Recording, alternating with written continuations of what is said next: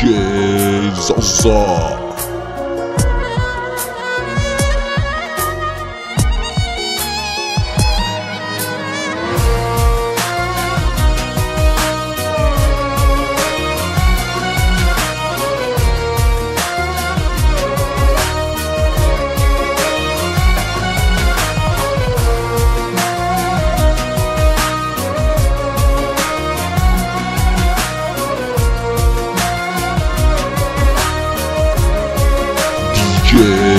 Zaza. Sarıl bana can, bırakma beni, üzme seven bu yüreğimi. Ne olur bu aşkımızı öldürmeyelim. Sarıl bana can, bırakma beni, üzme seven bu yüreğimi. Yazık günah denir buna, bitirmeyelim. Söyle bunu sen nasıl yaparsın? Bütün hayallerimi nasıl yıkarsın? Öyle güzel günler yaşamıştık, bunları sen unutamazsın. Ben sana çok mu geldim, yoksa bir hata mı ettim? Ne olursun sevgilim, bu aşkımızı öldürmeyelim.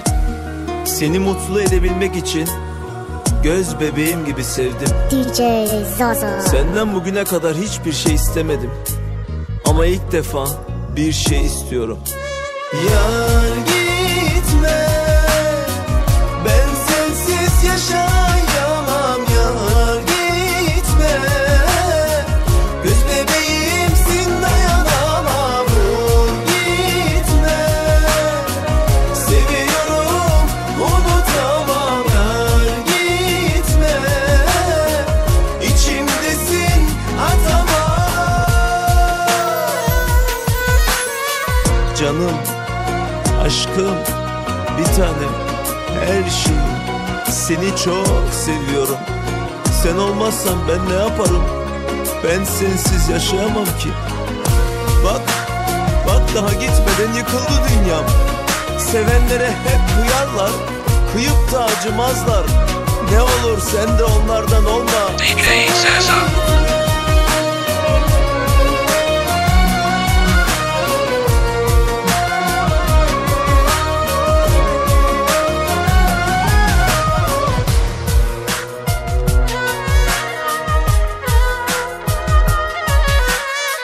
Sen gidersen yaşayamam, sensiz hayatta olamam. Bak gitmeden yakıldı dünya. Sen gidersen yaşayamam, sensiz hayatta olamam. Bak gitmeden yakıldı dünya. Sevenlere hep kıyarlar, kıyıp da hiç acımazlar. Sen de onlardan olma, beni yalnız DJ Zaza. Yar gitme, göz bebeğimsin, dayanamam. Vur gitme, seviyorum, unutamam. Yar gitme, içimdesin, atamam. Söyle söylediklerin gerçek mi? Seven insan hiç terk eder mi? Hani